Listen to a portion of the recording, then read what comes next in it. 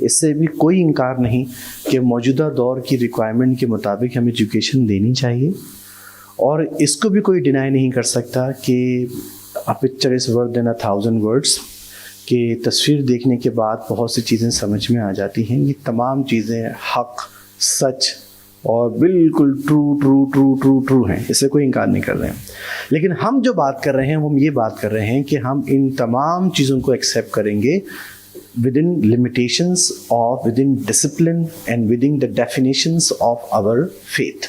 یعنی اگر ہم اپنے یہ ایک اصول بنا لیں کہ ٹھیک ہے آپ نے غزوہ بدر کو ایک اینیمیٹڈ مووی کی طرح سمجھانا ہے، تو اس کی لمیٹیشنز جو ہوں گی وہ صرف آبجیکٹس اور جو ایلیمنٹس ہیں اس کی بیس پر ہو سکتی. یعنی اگر غزوہ احد سمجھایا جائے گا تو کیریکٹر فری اگر موویز ہیں، کیریکٹر فری موویز ہیں، تو ہم اس گرافس کو، ان چارٹس کو، اس میدان کو اور ان پکچرز کو تو ان کو سمجھائیں گے.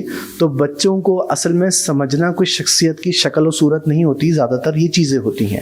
اس سے دو فائدے ہوں گے.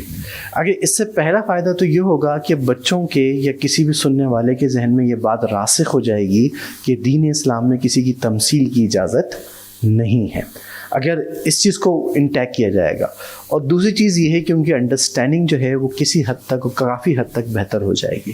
سجیسشن یہی ہے، صلاح یہی ہے، مشورہ یہی ہے کہ سبجیکٹ کو سبجیکٹ کی بنیاد پر ہی پڑھایا جائے، اور سبجیکٹ کی بنیاد جس طرح سے 1400 سال سے چلتی ہوئی آ رہی ہے، ہم سے اچھی طرح سے بچے بھی سمجھتے رہے، بڑے بھی سمجھتے رہے، ہر سطح پہ سمجھتے رہے، اس سطح پہ کیا جائے.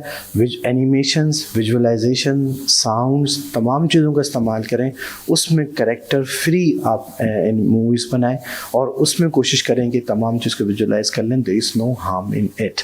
کیا ضرورت ہے کہ آپ کسی شخص کو کریکٹرائز کریں گے؟